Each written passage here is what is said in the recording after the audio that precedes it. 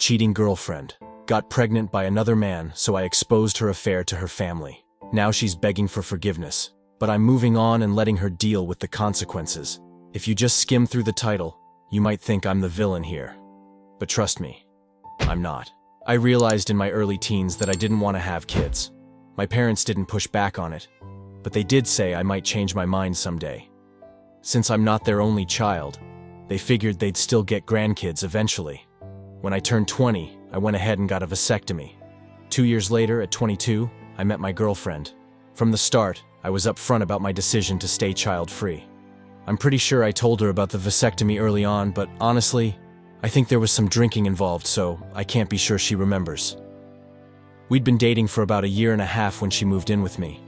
I'm 25 now.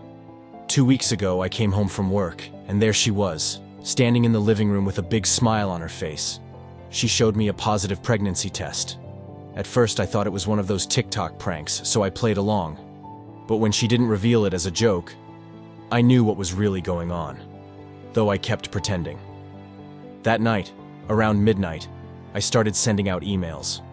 I took a week off from work and filled my closest friends in on the situation, telling them to act like they knew nothing and to be ready. The next morning, I left the house like I was heading to work, but I didn't go in. My friend Carl was waiting for me outside with a cap and hoodie ready to go.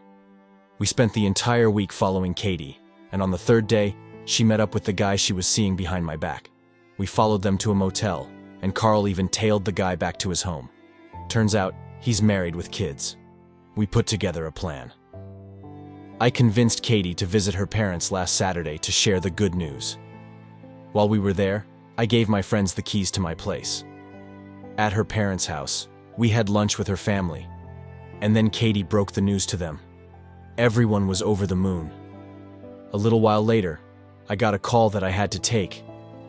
It was my friends letting me know everything was set. So, I asked if I could make an announcement. I pulled Katie aside, right in front of everyone. I bet they all thought I was going to propose. Instead, I started by talking about how we met and how much she meant to me, then ended with, "And that's why it hurt so much when you cheated on me and got pregnant by someone else." The room went dead silent. Katie looked completely stunned. She started to say it wasn't a funny joke. I told her I wasn't joking. "The moment you told me you were pregnant, I knew you'd been unfaithful. I had a vasectomy 5 years ago, and I get checked every year. So if you're pregnant, it's not mine." Right then, her phone started ringing. I told her to pick it up. It was probably AP's full name. You know, the real father of your baby. He probably wants to talk about you moving in with him. I'm just not sure how his wife and kids are going to feel about that. What my friends had done was load all of Katie's things into a U-Haul and drive them to the guy's house. When they called me, they were parked outside his place for the final step. They rang the doorbell and asked where they should put her stuff. The guy was confused, and they handed him and his wife a folder full of photos of him and Katie. Carl told them, "Since OP is kicking her out, she needs somewhere to stay. We're just here delivering her things, and since you wouldn't want the woman carrying your child to be out on the street, we figured you'd take her in." The guy called Katie, screaming that she had ruined his life and that he never wanted to see her again. After hearing him yell over the phone, I said, "Oh, so his wife isn't cool with his mistress and their affair baby moving in. Guess you'll have to stay here with your parents." With that, I walked out, leaving Katie in tears with her confused and angry family. My friends brought the U-Haul with her stuff to her parents' place after the guy refused to take it. I went back home where my sister was waiting for me. She knew everything. This wasn't part of my plan, but Carl knows me so well. I broke down and cried in my sister's arms. She stayed with me all weekend, helping me get through the grief and betrayal. It's been a week since I left Katie at her parents' place. My buddies cleared out my house, taking everything that belonged to her over to her parents' place. But since I didn't have the time to label everything that was hers, they didn't manage to take all of her stuff. In fact, they even grabbed a few things of mine by mistake. So, I called her sister to arrange a time for us to swap back our belongings. Her sister agreed, but on one condition. I had to sit down with Katie and listen to what she had to say. I would have just left it all behind. but one of the items was my tablet with some important work files on it, so I agreed to hear Katie out. But I made it crystal clear there was no way we were getting back together. Katie wasn't the same person anymore. She looked like a shell of herself.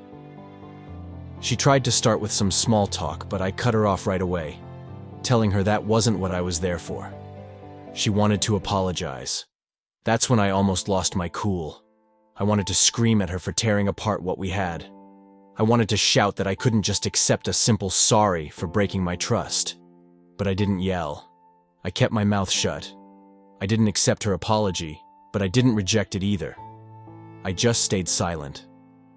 She asked why I never questioned why she did it. I told her there was nothing she could say that would make what she did okay.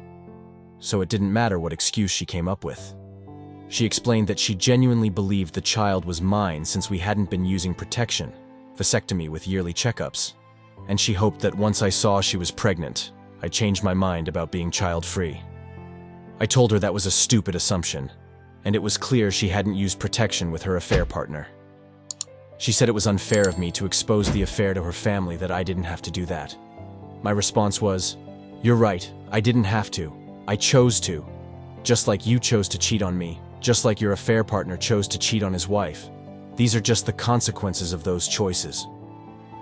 She then asked if there was still a chance for us if she had an abortion. I told her that whether she kept or terminated the pregnancy didn't change the fact that she'd betrayed me. She could do whatever she wanted, but we were not getting back together. I had heard enough. She didn't tell me anything I didn't already know. So, I stood up, grabbed my stuff, and was about to walk out when she said, "I love you." I responded, "No, you don't. If you really loved me, you wouldn't have betrayed me and hurt me the way you did. I loved you, but you destroyed that too." With that, I left, hearing her sobbing as I walked away. I've since learned that her affair partner got kicked out of his house, and they're going through a divorce. He ended things with Katie, blaming her for ruining his life. What Katie decides to do about the baby is her business. It's no longer my problem.